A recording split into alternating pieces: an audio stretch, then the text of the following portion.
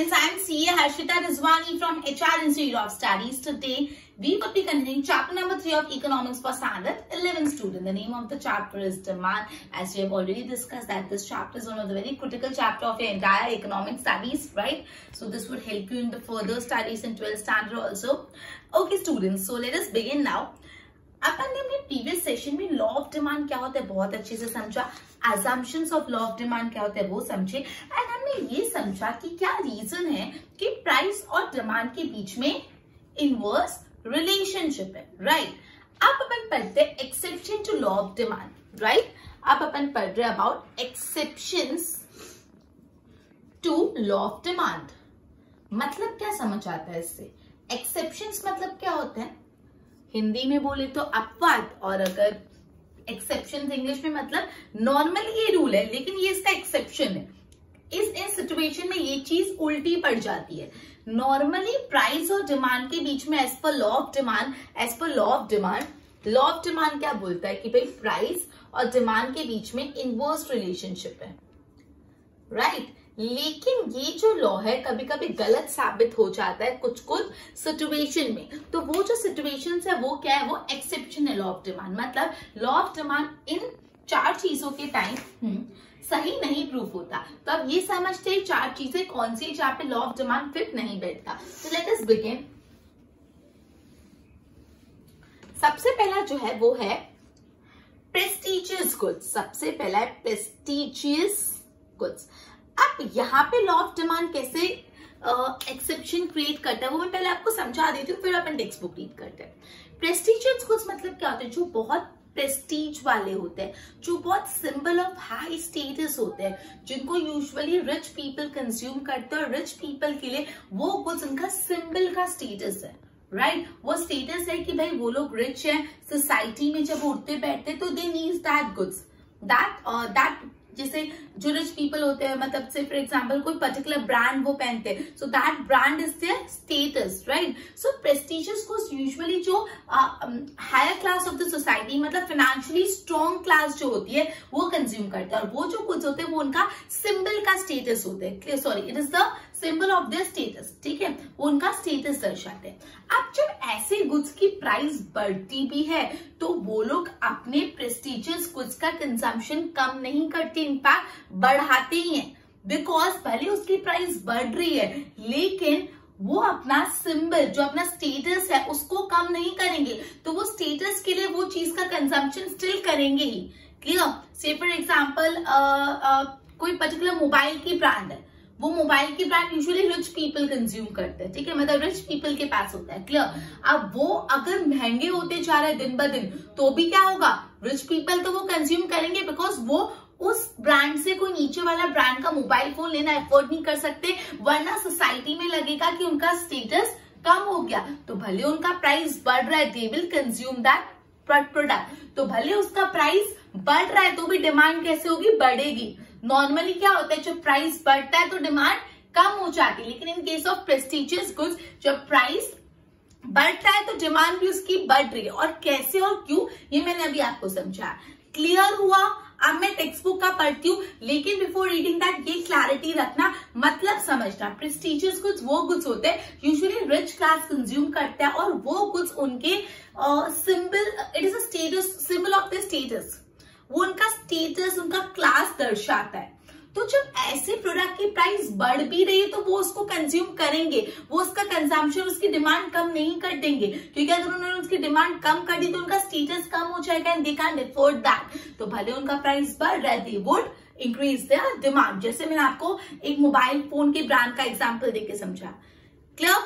Let us study. बोला certain goods which are priced very high are generally consumed by rich people.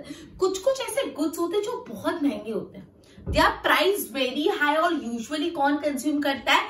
Rich people उसको consume करते हैं. जैसे कोई expensive jewellery हो गई, डायमंड ज्वेलरी, गोल्ड की एक्सपेंसिव ज्वेलरी, कोई expensive car. Clear? Audi, Mercedes, BMW, कोई बहुत एक्सपेंसिव कार है, या कोई एक्सपेंसिव मोबाइल फोन. ये सारे महंगे प्रोडक्ट है जो usually rich class of the section consume करता है. Exception to law of demand, ये जो गुड्स है वो एक्सेप्शन है लॉ ऑफ डिमांड। क्या बोला है, प्रेस्टिजियस गुड्स वो गुड्स होते हैं जो यूजुअली बहुत हाई प्राइस के होते हैं एंड यूजुअली रिच क्लास उसको कंज्यूम करता है, जैसे expensive jewellery, expensive car, expensive mobile phone.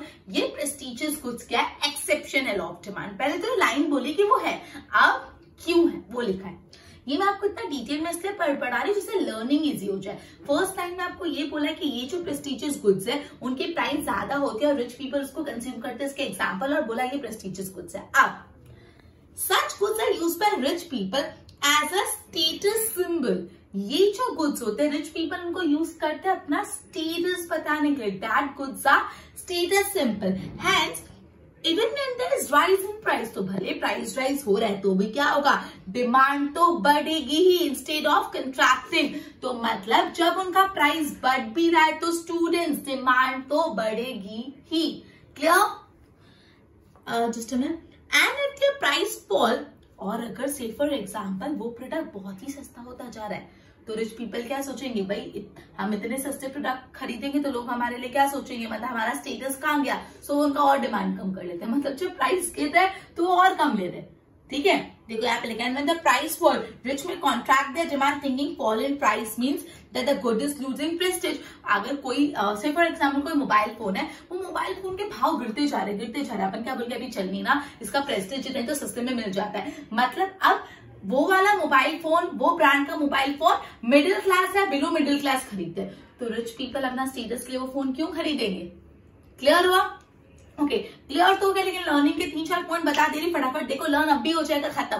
क्या बोला है, प्रेस्टिजियस गुड्स, तो बोला है जो goods which are price very high, they are consume by rich people, example expensive jewellery, car, mobile phone, these are prestigious goods. ठीक है, these goods are a symbol status, so hence when the price rises its demand would expand instead of contracting, and when their price fall the demand will contract because people would think that if the goods price is falling it means the prestige is also falling.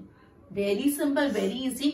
Okay, so यहाँ पे सबसे पहला exception, ये मैं बहुत detail में समझा रही हूँ, this entire chapter itself is very important. Exception of law of demand, prestigious goods. Prestigious goods मतलब मैं यहाँ पे शॉर्ट में लिख देती हूँ high price goods, high price goods. Clear? Second exception to law of demand is इसका उल्टा, सस्ता, एकदम सस्ता, extremely low price good, extremely low price goods. देखो यहाँ पे क्या होता है, एक्सट्रीमली लो प्राइस गुड्स मतलब कौन से होते हैं, ऐसे गुड्स होते हैं जो आपकी इनकम का बहुत मेजर हिस्सा नहीं ऑक्यूपाई करके बैठे, तो उसका भाव बढ़ रहा है या घट रहा है आप उतना उस पर ध्यान नहीं दोगे। से फॉर एग्जाम्पल स्टेपलर पेन आपको 5 रुपए की मिल रही थी, अब स्टेपलर पेन 6 रुपए की होगी, तो आप क्या बोलोगे 6 रुपए की अब नहीं लेते, क्योंकि स्टेपलर पेन 5 का 6 रुपए खर्चे क्या फर्क पड़ता है। अगर ये स्टेपलर पेन 5000 की होती, 5000 से 6000 होती, तो आप ध्यान देते कि भाई महंगा हो रहा है मत ले। लेकिन स्टेपलर की पेन 5 रुपए के बदले 6 रुपए की मिल रही, तो भी लोग तो उसको खरीदेंगे ना। अगर एक फ्रूटी का टेट्रा पैक पहले 5 रुपए का मिलता था, अभी फ्रूटी वाले ने 7 रुपए का कर दिया, तो क्या हम फ्रूटी पीना बंद कर देंगे? नहीं ना, 5 का 7। क्यों? क्योंकि हमारी इनकम का बहुत कम हिस्सा उसमें जा रहा है। अगर आप 100 रुपए कमा रहे हो, 100 रुपए में कोई चीज में आप 2 रुपए दे रहे हो, तो आप बोलोगे कि 2 रुपए का जो मेरा खर्चा बहुत कम है, लाइक मेरे इनकम का बहुत कम हिस्सा जा रहा है। लेकिन 100 रुपए में से अगर 80 रुपए कहीं खर्च कर रहे हो, तो that itself became a very high price goods for you. तो मतलब एक्सट्रीमली लो प्राइस गुड्स वो गुड्स होते हैं जो आपके इनकम का बहुत कम हिस्सा ऑक्यूपाई करते हैं, और ये कुछ यूजुअली एवरीडे लाइफ में यूज करते हैं और जरूरी होते हैं। आप इसकी डिमांड खत्म नहीं कर सकते कि स्टेपलर पेन महंगी होगी तो मैं नहीं ले रहा, या माचिस की तीली, मैच बॉक्स महंगा हो गया 1 रुपया तो मैं नहीं ले रहा। अभी आप दुकान पे गए लेने, बोला कि आप 3 रुपए का नहीं 4 रुपए की मैच बॉक्स है, तो आप नहीं लेके आओगे, अब लेके आओगे ना।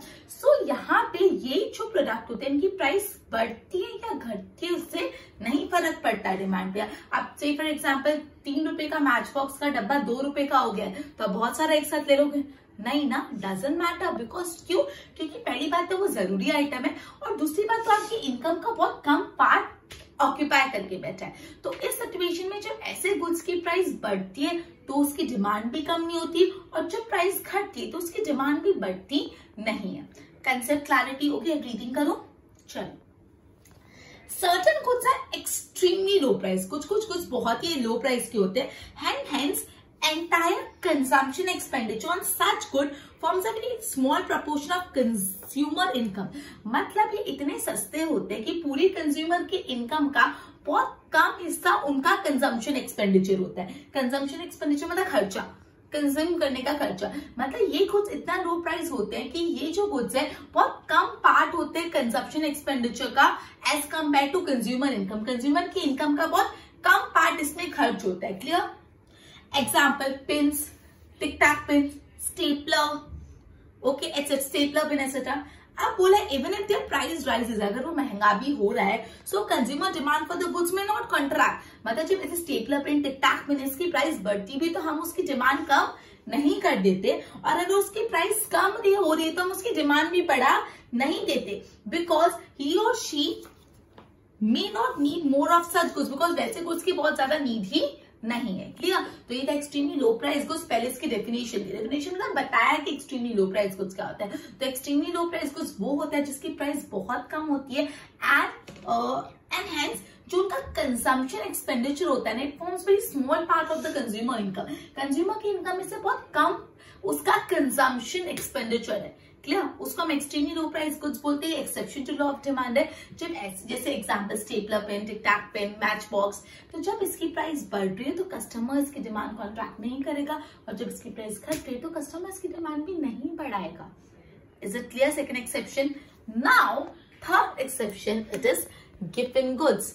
अब ये सबसे पहले मैं आपको समझाने के लिए ना आपकी टेक्स्ट बुक में एक एग्जाम्पल दिया है, वो एग्जाम्पल के थ्रू समझाते हैं। एग्जाम्पल समझ आएगा तो कंटेंट समझ पाओगे, वरना मैं डायरेक्ट कंटेंट समझाऊंगी तो थोड़ा इधर उधर हो सकता है। So what we will do, हम एग्जाम्पल के थ्रू पहले इसको समझ लेते हैं। क्लियर? सबसे पहले ये ध्यान रखना, गिवन गुड्स रॉबर्ट गिफिन जो होते हैं उनके नाम से आया है। उन्होंने ये गिफिन गुड का कंसेप्ट को ऑब्जर्व किया है। गिफिन, रॉबर्ट गिफिन ने ये कंसेप्ट को ऑब्जर्व किया। इससे गिफिन गुड्स का नाम कहां से आया? आप सोचते गिफिन ये किसका नाम है, तो इनका नाम था ना इसलिए आ गया। क्लियर? गिफिन। ओके, तो गिवन गुड्स देखो। अब ना देखो, आपने पहला पैराग्राफ समझा है, फिर दूसरे पैराग्राफ में फॉर एग्जाम्पल दिया हुआ है, तो मैं फॉर एग्जाम्पल से पढ़ती हूँ और समझाती हूँ। Person with low income purchases jowar और बाजरा। जो इंसान जिसकी इनकम कम है तो से फॉर एग्जाम्पल 100 रुपए दिन की 100 रुपया कमा रहा है वो। अब ये 100 रुपए में से फॉर एग्जाम्पल वो 20 रुपए का ज्वार या बाजरा दोनों में से कुछ खरीदता है, ज्वार या बाजरा, और बाकी का यहाँ पे अपना 80 रुपीज इसका बचा, उसमें वो जो भी करता हो XYZ। मतलब जो इंसान की इनकम कम है वो ज्वार या बाजरा खरीद रहा है। When the price of jowar bajra fall, अब इसका प्राइस फॉल्स वेरी लो। अब ये 20 रुपए के बदले ऑल ऑफ सडन हो गया 5 रुपए का। मतलब ज्वार और बाजरा की प्राइस ऑल ऑफ सडन कम हो गई, तो real income of the consumer increase है। रियल इनकम क्या? अब यहाँ पे उसको कितना बचत हुआ? 20 रुपए के बदले 5 रुपए में चीज मिलेगी, तो बचत कितनी? 15 रुपए की बचत हो गई। तो ये जो बचत है ना उसको हम लोग बोलते हैं रियल इनकम। क्या बोलते हैं? Real income. ये जो 100 रुपए था वो तो मॉनेटरी इनकम था, लेकिन जब 20 रुपए का ज्वार बाजरा जो वो खर्चा करता था वो 5 रुपए का हो गया, तो मतलब उसको 15 रुपए का बचत हुई। 15 रुपए जो बचा वो उसकी रियल इनकम होगी।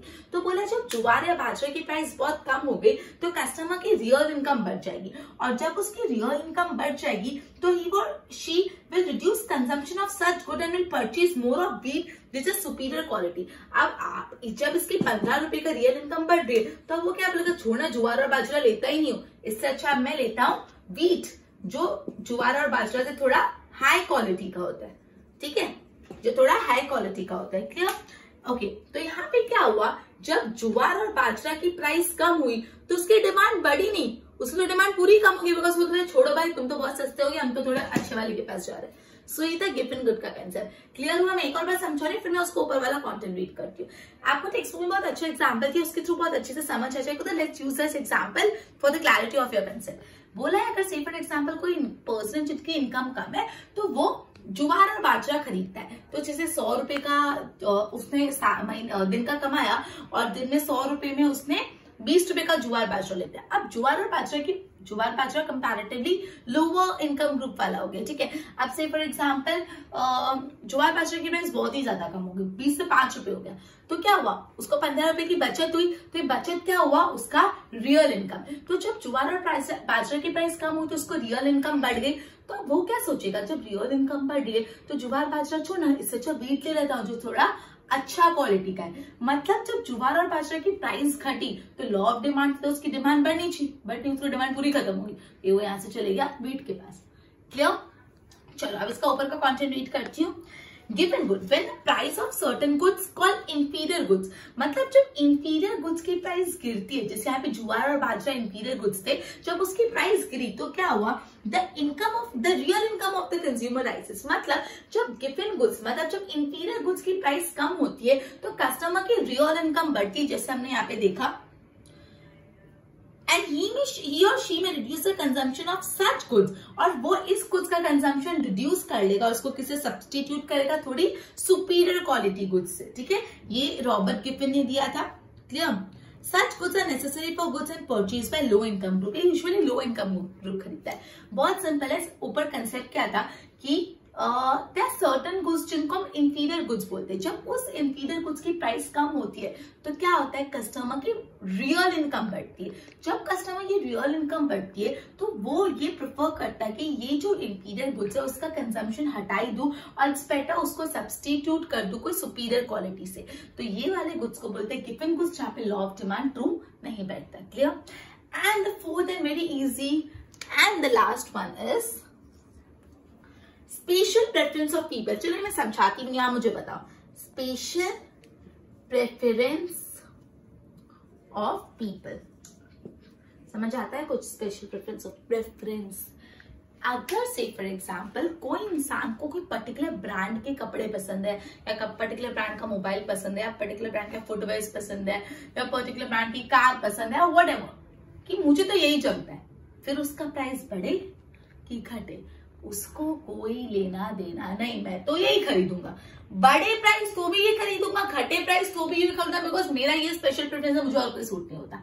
तो ये होता है स्पेशल प्रेफरेंस। यहाँ पे भी लॉ ऑफ डिमांड सूट नहीं होता। देखो, certain time people get very much accustomed and used to certain goods। मतलब कोई को गुड्स आपको बहुत उसकी आदत पड़ जाती है वही गुड्स यूज करने के लिए।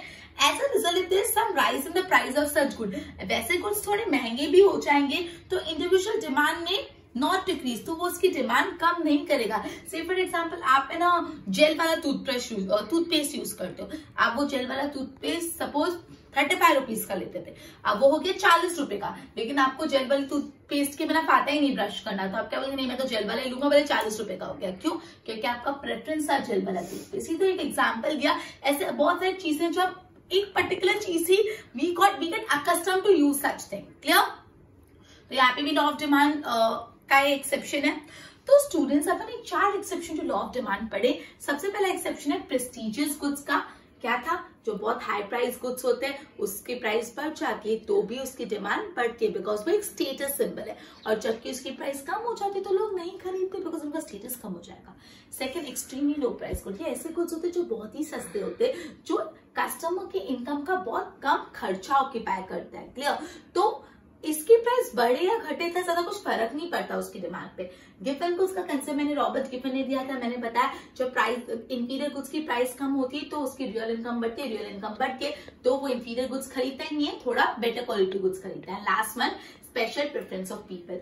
ये 4 एक्सेप्शन जो लॉ ऑफ डिमांड ने बहुत ही गहराई में जाके आपको समझाया है, सो उतनी ही डीपली आप पढ़ना भी। क्लियर? अब हम नेक्स्ट कंसेप्ट पे काम करें। नेक्स्ट कंसेप्ट है expansion and contraction of demand. अब देखो यहाँ पे expansion and contraction of demand और दूसरा increase and decrease in demand. ये समझने से पहले ना मैं एक जो इसका मेन पॉइंट है ना वो बता देती हूँ, जिससे आप ज्यादा अच्छे से मेरे हिसाब से समझ पाओगे अगर मैं वो पहले बताती हूँ। अब आपको क्या लग रहा है? Expansion and contraction of demand, increase and decrease in demand एक प्रकार के तो लग रहे हैं। एक्सपांशन कॉन्ट्रैक्शन, इंक्रीज एक्सपांशन मतलब बढ़ना मतलब इंक्रीज, कॉन्ट्रैक्शन मतलब घटना मतलब डिक्रीज। तो क्या अलग अलग टॉपिक दिए, पढ़ते से डाउट आता है, मैं बताती हूँ क्यों। जो एक्सपांशन और कॉन्ट्रैक्शन ऑफ डिमांड तब होता है जब प्राइस की वजह से डिमांड में बदलाव आ रहा है। एक रिमाइंडर है, याद है ना, जो डिमांड होती है वो बहुत सारे फैक्टर्स से इन्फ्लुएंस होती है। एक होता है प्राइस, फिर दूसरे बहुत सारे taste and preference, consumer income, substitute, complementary, expectation about future price and all that. तो जब हम लॉ ऑफ डिमांड पढ़ते हैं, मैंने क्या बताया, keeping all other factor as constant, right. तो जब प्राइस की वजह से डिमांड में बदलाव आता है तब हम बोलते हैं expansion and contraction of demand. और जब प्राइस के अलावा दूसरे फैक्टर्स की वजह से डिमांड में बदलाव आता है तो उसको हम बोलते हैं increase and decrease in demand. ये पॉइंट जब क्लियर होगा तो आप जब समझोगे तो आपको इजी पड़ेगा, वरना क्या लगेगा भाई एक्सपांशन कॉन्ट्रैक्शन भी एक समान, इंक्रीज एंड डिक्रीज भी एक समान। तो इसका डिफरेंस समझ आया? नहीं समझ आया तो एक और बार समझा रही हूँ। मैंने आपको क्या बोला था, जो डिमांड होते हैं वो बहुत सारे रीजन से इन्फ्लुएंस होती है। पहला होता है प्राइस और बाकी सारे अदर फैक्टर, मतलब एक अकेला प्राइस और फिर बाकी सारे आ जाओ उसके सामने। तो जब प्राइस बढ़ती है या घटती है और उसका असर जो डिमांड और डिमांड पे आता है उसको बोलते हैं एक्सपांशन या कॉन्ट्रैक्शन डिमांड। अब प्राइस के अलावा बाकी जितने भी फैक्टर्स है वो जब बढ़ते या घटते हैं और उसका जो डिमांड पे असर आता है उसको बोलते हैं increase and decrease in demand. अब मैं आपको यहाँ पे देखो लिखा है एक्सपांशन एंड कॉन्ट्रैक्शन। सबसे पहले अपन पढ़ते हैं expansion and contraction of demand. Okay, expansion and contraction किसकी वजह से होता है? प्राइस की other factor, price. Well done. When other factors are assumed to be constant, ये बात बोले दूसरे वाले सेक्टर को ठहराओ, कांस्टेंट रखो, तो प्राइस इज वेराइड और प्राइस बदलती तो expansion and contraction of demand होता है। When price keeps falling, when price falls keeping other factor constant, मतलब जो बाकी प्राइस कम हो रही है और बाकी सारे फैक्टर्स कांस्टेंट रहे तो डिमांड क्या होगी? एक्सपांड। और जब आपकी प्राइस राइज हो रही है बाकी सारे फैक्टर कांस्टेंट है तो डिमांड क्या होगा? कॉन्ट्रैक्ट। मतलब जब प्राइस राइज हो रही है तो डिमांड क्या होगा? कॉन्ट्रैक्ट। और जब प्राइस फॉल हो रही है तो डिमांड होगा एक्सपांड। ये कब होगा? जब अदर फैक्टर्स कांस्टेंट रहते हैं तब। क्लियर? अब आपको ये एक टेबुलर फॉर्म में के थ्रू समझा तो अपन वैसे समझ थे, बहुत क्लियर हो जाएगा। फटाफट स्टार्ट करें। चलो, सबसे पहले आपको यहाँ पे प्राइस ऑफ द कमोडिटी दे दिया है। प्राइस ऑफ कमोडिटी कितना है? 5 4 3 2 1। 5 4 3 2 और 1। फिर दे दिया डिमांड ऑफ कमोडिटी। डिमांड है जब 5 रुपए था तो 1 यूनिट डिमांड, फिर 2, फिर 3, फिर 4 और ये 5। अब यहाँ पे मैं इसका ग्राफ बना देती हूँ फटाफट। मैं नीचे ले लेती हूँ डिमांड और ऊपर ले लेती हूँ प्राइस, मतलब एक्स एक्सिस पे डिमांड एंड वाई एक्सिस पे प्राइस। आपको लिखना है डिमांड प्राइस पूरा। तो डिमांड है 1 2 3 4 5, तो यहाँ पे मैं ले लेती हूँ 1 2 3 4 एंड 5 और यहाँ पे प्राइस ले लेती हूँ 1 2 3 4 5, है ना? ये 0 1 2 3 4 एंड 5। तो चलो प्लॉटिंग करते हैं। जब प्राइस 5 थी तो demand 1, price price price 5, demand 1। तो यहाँ पे पॉइंट। जब प्राइस 4 थी तो डिमांड 2, प्राइस 4 तो डिमांड 2, हियर इट इज। जब प्राइस 3 तो डिमांड भी 3, हियर इट इज। जब प्राइस 2 तो डिमांड 4, हियर इट इज। और जब प्राइस 1 तो डिमांड 5, हियर इट इज। इन सबको ज्वाइन कर लिया, टक टक टक टक टक टक टक टक। ओके, इसको मैं डी डैश बोलती थी डिमांड का। अब देखो, अब यहाँ पे ना मैं मानती हूँ कि ये जो 3 3 है ना, जब प्राइस 3 थी और डिमांड 3 थी, ये मैं इसको इनिशियल प्राइस मानती हूँ 3। तब जब इनिशियल प्राइस 3 थी तो डिमांड कितना था? 5। तो जब इनिशियल प्राइस में, ये इनिशियल मांग, इनिशियल मतलब स्टार्टिंग की प्राइस, मतलब यहाँ पे 3 और 3, मतलब ये मेरी इनिशियल प्राइस है। मैं इसको नाम दे देती हूँ A। अब देखो क्या हो रहा है, जब मेरी ये प्राइस बढ़ रही है, मतलब जब 3 से 4 हुई यहाँ पे तो डिमांड 3 से 2 हो गई। मतलब जब ये प्राइस 3 से यहाँ पे 4 हुई तो डिमांड 3 से 2 हो गई। मतलब, और जब 4 से 5 हो गई प्राइस तो डिमांड 1 हो गई। मतलब जब प्राइस 1 तो डिमांड 1। मतलब यहां से जो ये पूरा ब्लॉक है, यहाँ पे डिमांड का क्या हुआ? कॉन्ट्रैक्शन हुआ। As you can see 3 2 1। तो ये जो ब्लॉक है वो है contraction of demand. Contraction of demand यहाँ पे मतलब जब मैं ए से बी तक पहुंची तो डिमांड का कंट्रैक्शन हो गया। अब जब मेरी प्राइस 2 हो गई तो डिमांड 4 हो गई, जब प्राइस 1 हो गई तो डिमांड 5 होगी। मतलब यहां से जब मेरी प्राइस 2 हो गई तो डिमांड 4 हो गई, और जब प्राइस 1 हो गई तो डिमांड 5 हो गई। तो ये जो पूरा ब्लॉक है ये क्या हो गया, एक्सपांशन ऑफ डिमांड। तो it is expansion of demand. मतलब ए से मैं सी लिख देती हूँ। ए से सी में डिमांड का एक्सपांशन हुआ, मतलब ए से जब बी तक जा रहे तो डिमांड का क्या हो रहा है, कॉन्ट्रैक्शन हो रहा है, कम हो रही है। और जब ए से आप सी में जाओगे तो डिमांड का क्या हो रहा है, expansion. Is it clear? Okay, अब यहाँ पे ना आपको पूरा एक्सप्लेनेशन दिया और ये वही बात है, ये जो डिमांड जो मैंने आपको बताया एक्सपांशन कॉन्ट्रैक्शन वाली चीज को लिखा हुआ है। सो एक बार रीड कर लोगे तो आप खुद भी अपनी लैंग्वेज में ही लिख सकते हो, वर्ड टू वर्ड ये लिखने की जरूरत नहीं, बट हाँ वर्ड्स मेन पॉइंट आने चाहिए। तो ये अपना था एक्सपांशन कॉन्ट्रैक्शन ऑफ डिमांड। मैंने क्या बोला था, जब सारे फैक्टर्स कांस्टेंट है और प्राइस बढ़ रहा है तो डिमांड कंट्रैक्ट होगी, जब प्राइस घट रहा है तो डिमांड एक्सपांड होगी, लेकिन बाकी के सारे फैक्टर कांस्टेंट, मतलब यहाँ पे प्राइस का लेना देना है। और ये मैंने इसके थ्रू एग्जाम्पल बताया, ये इनिशियल प्राइस, ऊपर कॉन्ट्रैक्शन ऑफ डिमांड, नीचे एक्सपांशन ऑफ डिमांड। अब अपन पढ़ते हैं increase and decrease in demand. Okay student, increase and decrease in demand में प्राइस को आपको कांस्टेंट रखना है और बाकी फैक्टर्स बढ़ेंगे या घटेंगे, बाकी के फैक्टर्स बढ़ेंगे घटेंगे। एक्सपांशन कॉन्ट्रैक्शन में क्या था, बाकी के सारे फैक्टर्स कांस्टेंट थे, लेकिन इंक्रीज डिक्रीज में क्या है, प्राइस कांस्टेंट है। देखो, increase and decrease in demand, तो इस सिचुएशन में क्या होगा, प्राइस कांस्टेंट रहेगा, इसमें कोई बदलाव नहीं आएगा, प्राइस कांस्टेंट है। अब जो अदर फैक्टर्स हैं, जब ये चेंज हो रहे हैं, अदर फैक्टर है ना चेंज तो हो रहे हैं, लेकिन कैसे चेंज हो रहे हैं, in the favour of demand. Favour of demand मतलब अब अदर फैक्टर्स ऐसे चेंज हो रहे हैं कि डिमांड बढ़े, और दूसरा सिचुएशन में अदर फैक्टर ऐसे कैसे चेंज हो रहे हैं, अगेंस्ट डिमांड।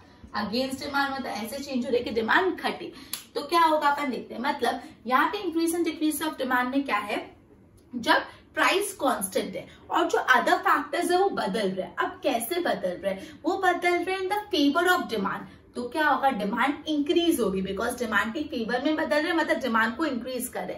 और अदर फैक्टर बदल तो रहे लेकिन अगेंस्ट द डिमांड, मतलब डिमांड को वो कम कर रहे, तो डिक्रीज इन डिमांड। मतलब जब अदर फैक्टर डिमांड के फेवर में बदलते तो डिमांड इंक्रीज होता है, और जब अदर फैक्टर डिमांड के अगेंस्ट इंक्रीज होते तो डिमांड डिक्रीज होता है। अब इसको एक एग्जांपल के थ्रू पढ़ते हैं। यहाँ पे बोला है प्राइस ऑफ कमोडिटी और यहाँ पे डिमांड। प्राइस कांस्टेंट है, मैंने जैसे आपको बताया, तो प्राइस है 33333, 3 3 3 3 एंड 3। प्राइस कैसी है, कांस्टेंट। जैसे ही मैंने आपको यहाँ पे बोला प्राइस कांस्टेंट, तो प्राइस कांस्टेंट। अब डिमांड में क्या हो रहा है, 1 2 3 4 5, 1 2 3 4 5।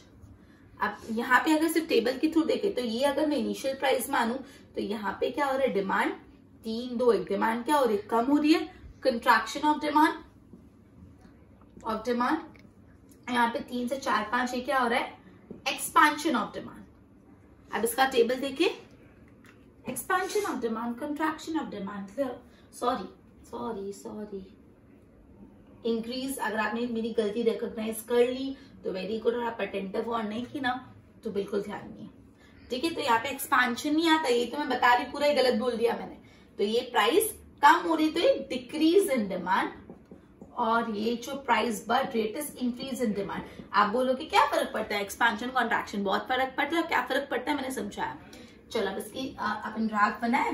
ग्राफ बनाने के लिए will be taking x axis y axis.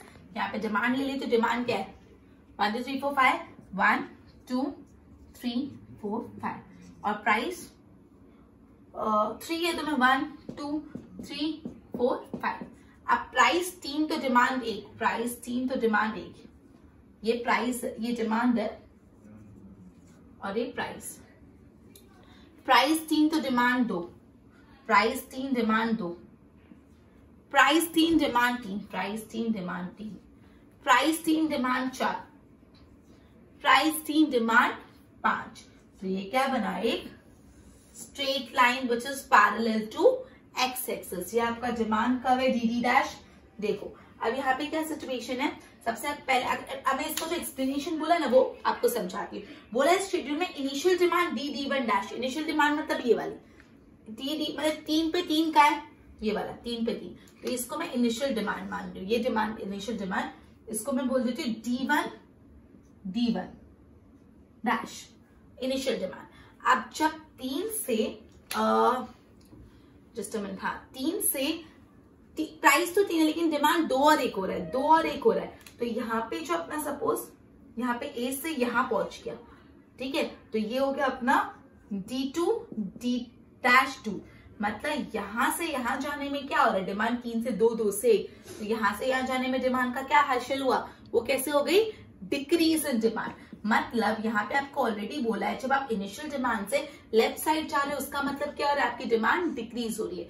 अब यहाँ से जब आप यहाँ पहुंचे मतलब जब आपकी प्राइस तो 3 था और डिमांड 5 होगी, तो ये D3, तो यहाँ से यहाँ का रास्ते में क्या हो रहा है, डिमांड इंक्रीज हो रही है, तो इंक्रीज इन डिमांड। मतलब जब आप लेफ्ट साइड जा रहे हो तो डिमांड डिक्रीज हो रही है, राइट साइड जाने में डिमांड इंक्रीज हो रही है, यही बात बोलिए, ठीक है। Okay, rightward shift of demand curve, demand curve जब राइटवर्ड शिफ्ट हो रहा है तो वो इंडिकेट कर रहा है इंक्रीज इन डिमांड, और जब लेफ्टवर्ड शिफ्ट हो रहा है तो इंडिकेट कर रहा है डिक्रीज इन डिमांड। ये आपको ऑब्जेक्टिव में पूछ सकते हैं कि अगर demand curve right side shift हो रहा है तो it increase dash in demand, increase decrease expansion contraction पूरे कंफ्यूज हो जाओगे। सो याद रखना राइटवर्ड शिफ्ट हो रहा है, राइट लेफ्ट अपना वो वाले में तो होते हैं, तो स्लोप था, ये सीधी लाइन में राइट लेफ्ट, राइट तो इंक्रीज, लेफ्ट तो डिक्रीज, मतलब सीधा हो तो बढ़ा, उल्टे चले तो घटे, ठीक है। ओके, तो ये था अपना increase and decrease in demand. ये दोनों जो टॉपिक थे काइंड ऑफ को रिलेटेड थे, मतलब दोनों को एक साथ में पढ़ना जरूरी है। क्या था, increase in demand, decrease in demand, expansion in demand, contraction. अब मैं एक और पॉइंट कराती थी, इंडिविजुअल डिमांड और मार्केट डिमांड, जो बहुत आसान है। उसके बाद नेक्स्ट जो बहुत ही इंपॉर्टेंट टॉपिक है, इलास्टिसिटी ऑफ डिमांड। मतलब ये बहुत ही अच्छा टॉपिक है, मतलब मजा आएगा पढ़ने में। वो एक बंच में नेक्स्ट लेक्चर में पढ़ेंगे, नेक्स्ट लेक्चर में आई ट्राई कि मैं चैप्टर फिनिश कर लो, लेकिन अभी इंडिविजुअल डिमांड और मार्केट डिमांड देख लेते हैं। अपन ने एक बहुत important topic exception of law of demand करा, increase and decrease in demand and expansion contraction. अब एक और इंपॉर्टेंट टॉपिक ले लेते हैं, इंपॉर्टेंट पर बहुत आसान है, लेकिन कंप्लीट करते हैं। Individual demand and market demand. Okay, just a minute, let me रब द बोर्ड। आप जब तक टेक्स्ट बुक रीड कर सकते हैं। Okay, so it is individual demand and market demand. As the word suggests, individual demand मतलब हर एक individual की डिमांड, मार्केट डिमांड मतलब उन सब की डिमांड को जब आप प्लस कर दोगे तो मार्केट डिमांड हो जाएगा। बहुत आसान कंसेप्ट है। अगर 5 लोग हैं, 5 लोग आपको इंडिविजुअल डिमांड दी है तो वो इंडिविजुअल डिमांड, और 5 की डिमांड को प्लस कर दो तो it is market demand. Clear? तो देखो यही लिखा है, demand in economic classified as individual demand, market demand. Individual demand is demand of goods by individual consumer at a given price in particular point of time. ये definition में पूछ सकते हैं बट बहुत easy है। Individual demand, demand of a individual customer, एक customer की demand at given point of time and given price. And the sum of all individual demand, जब individual demand को sum कर दोगे, प्लस कर दोगे तो क्या मिलेगा? Market demand. Individual demand को प्लस कर दोगे तो market demand. अब ये एक बहुत ही सिंपल एग्जांपल से बताया है, फटफट करते हैं। आपको एक टेबल दे दी है, टेबल में है प्राइस, फिर आपको बोला है डिमांड ऑफ इंडिविजुअल ए की डिमांड, बी की डिमांड, सी की डिमांड, और बाद में बोला है मार्केट डिमांड। मार्केट डिमांड मतलब ए प्लस बी प्लस सी, तीनों की डिमांड का प्लस। तो प्राइस 10, 8, 6, 4, 2, 10, 8, 6, 4 और 2। ए की डिमांड 1, 2, 3, 4, 5, 1, 2, 3, 4, 5। बी की डिमांड 2, 3, 4, 5, 6, 2, 3, 4, 5, 6, और सी की डिमांड 3, 4, 5, 6, 7, 3, 4, 5, 6, 7। मार्केट डिमांड क्या होगी? 2 + 1 3, 3 + 3 6, तो मार्केट डिमांड 6। ऑब्वियसली सारी इंडिविजुअल डिमांड का टोटल करना है। 4, 5, 6, 7, 8, 9, 9, 10, 11, 12, 11, 12, 13, 14, 15, ओके, एंड नेक्स्ट इज 18। ये टेबल है 3 कस्टमर के इंडिविजुअल डिमांड और एक मार्केट डिमांड। अब मैंने आपको ए का पूरा अलग कर्व बनाना है, बी का और सी का, तीनों का, और इसका भी, ये सबका अलग अलग कर्व बनाना है। ए का मैं बनाती हूँ, बी और सी का होमवर्क भी बना देना और फिर मैं मार्केट का बना के बता देती हूँ। तो सबसे पहले ए का कर्व बनाते हैं। तो देखो यहाँ पे अपना एक्स एक्सिस और वाई एक्सिस, एक्स एक्सिस पे अपन डिमांड लेते हैं 1 2 3 4 5, 1 2 3 4 और 5। वाई एक्सिस पे प्राइस देते हैं, मिनिमम 2 है मैक्सिमम 10 है, तो मैं 2 2 का गैप ले लेती हूँ, 2 4 6 8 और 10। तो जब मेरा प्राइस 10 था तो डिमांड 1, प्राइस 10 तो डिमांड 1, जब प्राइस 8 तो डिमांड 2, हियर इट इज, जब प्राइस 6 तो डिमांड 3, जब प्राइस 4 तो डिमांड भी 4 और जब प्राइस 2 तो डिमांड 5। तो ये मेरा बना demand curve of customer A, of individual A. आप इसको लिख दोगे यहाँ पे A B C D and E D D dash. ये क्या बना मेरा demand curve of commodity, demand for the commodity unit, मतलब इंडिविजुअल डिमांड कर्व है। इसी तरह आप इंडिविजुअल बी और इंडिविजुअल सी का भी इंडिविजुअल डिमांड कर्व निकाल दोगे। ठीक है, सिंपल ऐसे ही करना है, होमवर्क में करना है। अब मैं मार्केट डिमांड कर्व बनाती हूँ। ठीक है, तो let's see, market demand curve के लिए भी आपको एक्स एक्सिस वाई एक्सिस तो बनाना पड़ेगा। This is x axis y axis demand. Demand देखो यहाँ पे एक्स एक्सिस पे डिमांड लिखते हैं, डिमांड देखो मिनिमम 6 है और मैक्सिमम 1 को 18 तक जाना है, तो 18 तक जाना है, ओके 18 तक जाना है, राइट। तो लेट अस बिगिन। तो मैं 5 5 का गैप ले लेती हूँ। तो यहाँ पे मैं लिख देती 5 10 15 और 20 और प्राइस तो 2 से 8, 2 से 10, 2 4 6 8 और 10। मतलब जब प्राइस 10 थी तो इंडिविजुअल मार्केट डिमांड 6 थी, प्राइस 10 तो मार्केट डिमांड 6 मतलब 5 के बाजू में कहीं यहाँ पे। जब प्राइस 8 थी तो मार्केट डिमांड 9, प्राइस 8 तो मार्केट डिमांड 9 मतलब 10 के थोड़ा बाजू में। जब प्राइस 6 थी तो मार्केट डिमांड 12, प्राइस 6 तो मार्केट डिमांड 12, 10 और 15 के बीच में। जब प्राइस 4 हुई तो मार्केट डिमांड 15 होगी, 15 मतलब एग्जैक्ट यहाँ पे। जब प्राइस 2 थी तो मार्केट डिमांड होगी 18, जब प्राइस हो तो मार्केट डिमांड 18 मतलब यहाँ पे 20 से थोड़ा पहले। और ये अपन का कर्व बन गया which is A B C D and E. ये कैसा कर्व है? Market demand curve. क्यों मार्केट डिमांड कर्व? बिकॉज ये सारी इंडिविजुअल डिमांड का टोटल है। बहुत सिंपल कंसेप्ट है इंडिविजुअल डिमांड मार्केट डिमांड में, तो कुछ दिमाग लगाने जैसा ही नहीं। ओके, तो अपने 3 टॉपिक पढ़े, 4 टॉपिक पढ़े।